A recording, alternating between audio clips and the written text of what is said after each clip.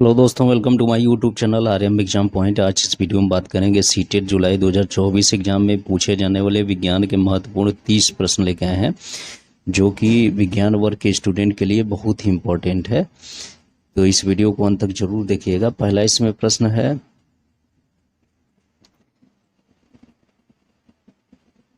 इसमें है माध्यम ए का माध्यम बी से प्रकाशीय रूप से अधिक सघन है, निम्नलिखित में से कौन सा कथन सही है।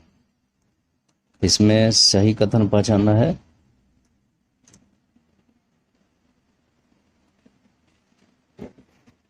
पहला इसमें माध्यम ए और बी दोनों में प्रकाश की गति समान है।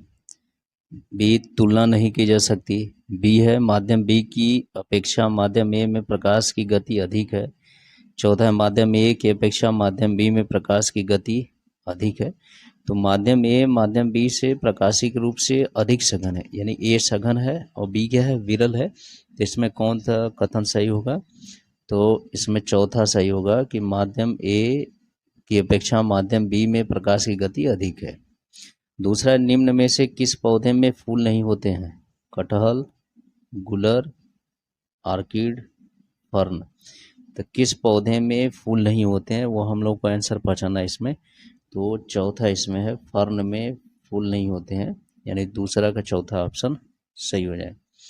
तीसरा प्रश्न, लाइकेन एक प्रकार का द्वैत पादप है जो दो विभिन्न वर्गों के पौधों के सहजीवी सहचर से बनता है। ये किन दो वर्गों के पौधे होते हैं? पहला है शैवाल और मांस, दूसरा है शैवाल और कवक, तीसरा है कवक और मांस, चौथा है कवक और जीवाणु। तो इसमें सही ऑप्शन इसका कौन सा होगा?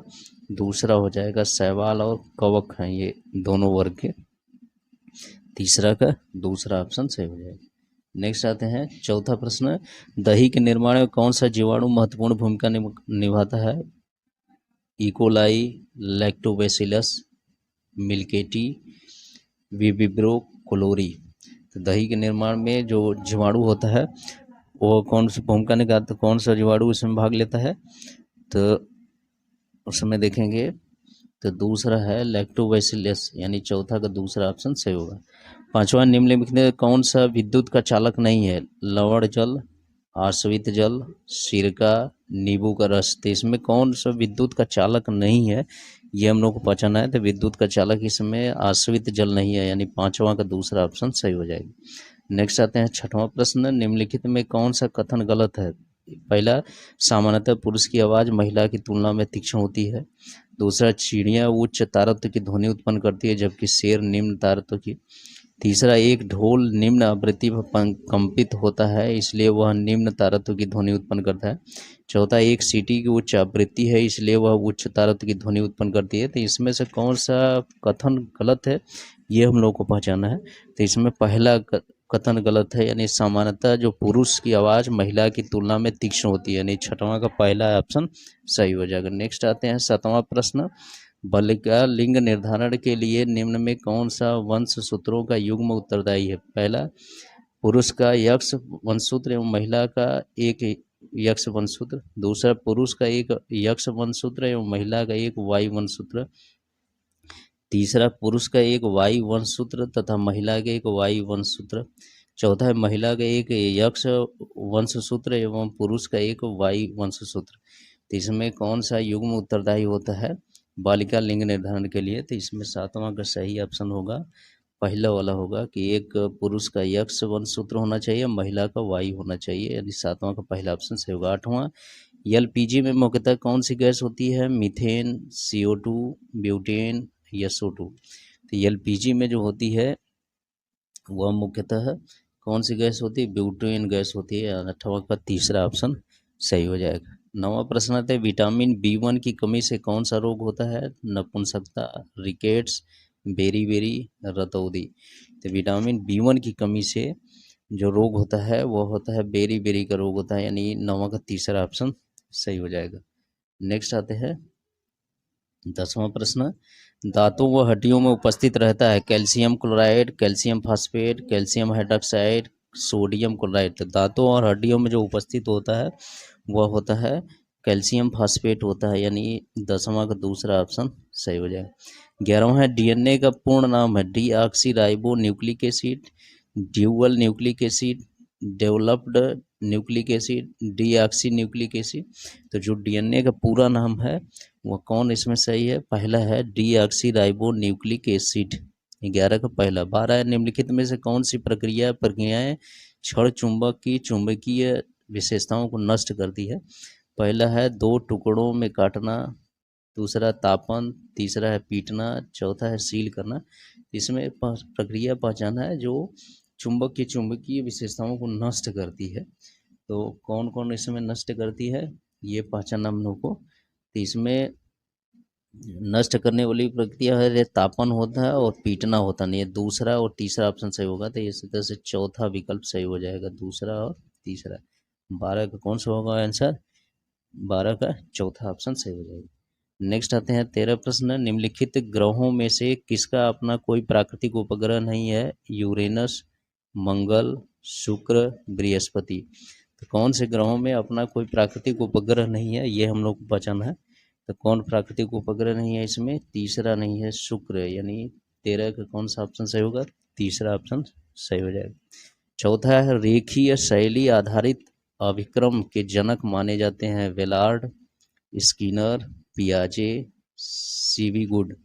रेखीय शैली आधारित जो अभिक्रम के जनक होते हैं इसमें कौन माने जाते हैं? वह माने जाते हैं स्किनर माने जाते हैं। यानी चौथा का कौन सा ऑप्शन सही होगा? 14वां का दूसरा ऑप्शन सही हो जाएगा।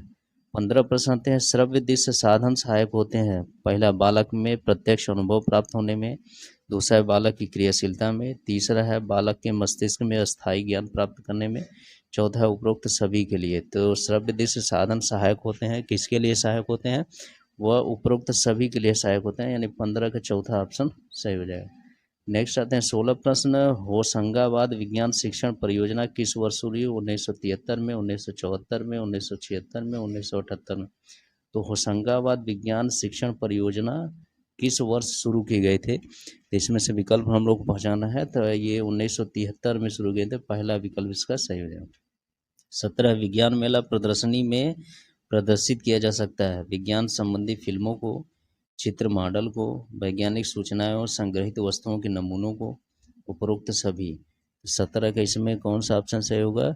चौथा होगा, उपरोक्त सभी। नेक्स्ट आते हैं 18वां प्रश्न। निबंधात्मक प्रश्नों की विशेषता नहीं है। परंपरागत स्वरूप, विस्तृत रूप, लघु रूप, गहनता। तो निबंधात्मक जो प्रश्नों की विशेषता इसमें नहीं है यह पहचाना है। तो कौन विशेषता इसमें नहीं है? वह है लघु रूप, यानी 18 का तीसरा ऑप्शन सही हो जाएगा।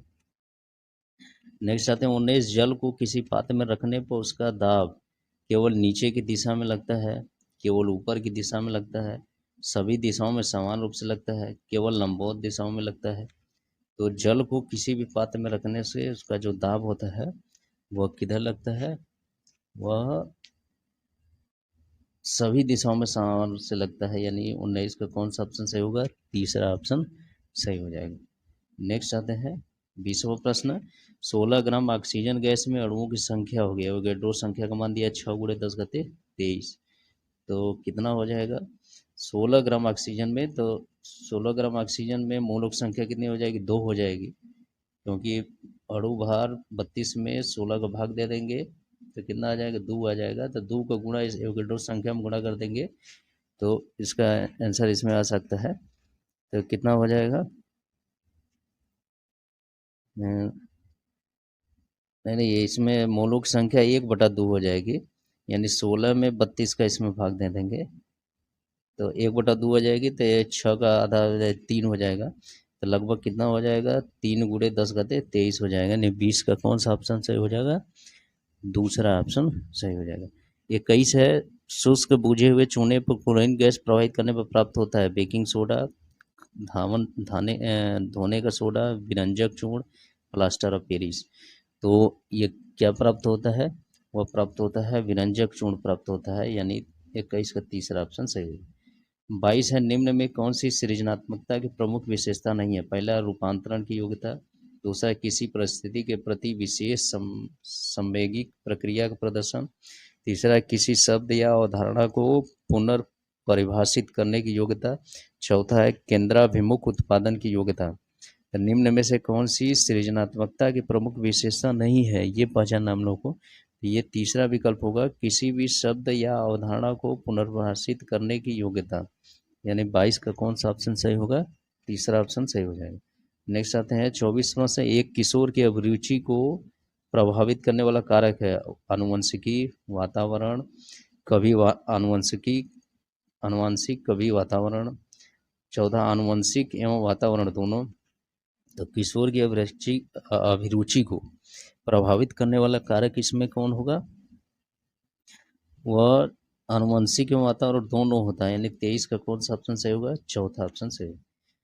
24 है, कोई बस अपनी यात्रा की 10 किलोमीटर दूरी 40 किलोमीटर प्रति घंटा की औसत चाल से तथा 45 किलोमीटर की दूरी 60 किलोमीटर प्रति घंटा की औसत चाल से तय करती है। बस की संपूर्ण यात्रा की औसत चाल ज्ञात कीजिए।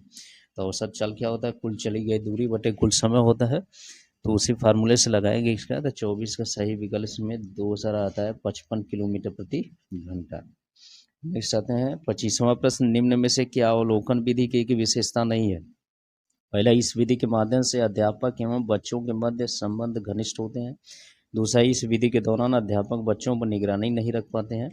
तीसरा, इस विधि के माध्यम से बच्चे विषय से संबंधित ज्ञान प्राप्त करते हैं। चौथा, इस विधि के द्वारा बच्चों में अन्वेषण की प्रवृत्ति का विकास होता है। तो कौन अवलोकन विधि की एक विशेषता नहीं है, ये पहचान है। तो विशेषता नहीं है, तो ये दूसरा इसमें कि इस विधि के दौरान अध्यापक बच्चों पर निगरानी नहीं रख पाते हैं। 25 का दूसरा ऑप्शन सही हो जाए।